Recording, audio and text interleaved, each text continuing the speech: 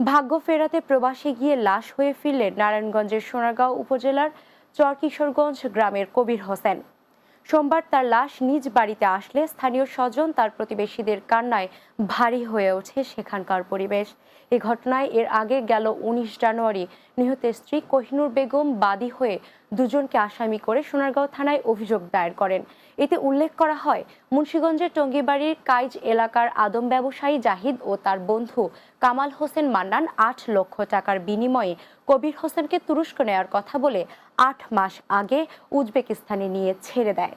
কিন্তু দিনের পর দিন কবির হোসেনের কোনো খোঁজ খবর না থাকলেও গত ১৩ জানুয়ারি ফোন কলের মাধ্যমে পরিবার জানতে পারেন সেখানে তার মৃত্যু হয়েছে।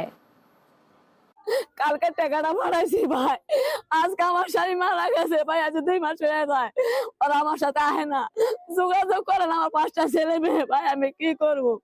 আমি লাভে লয়ে টাকা পাঠাইছি ভাই, আমাদের দুনিয়া থেকে হলো না ভাই, আমি এর বিচার চাই, আর কিছু চাই না ভাই।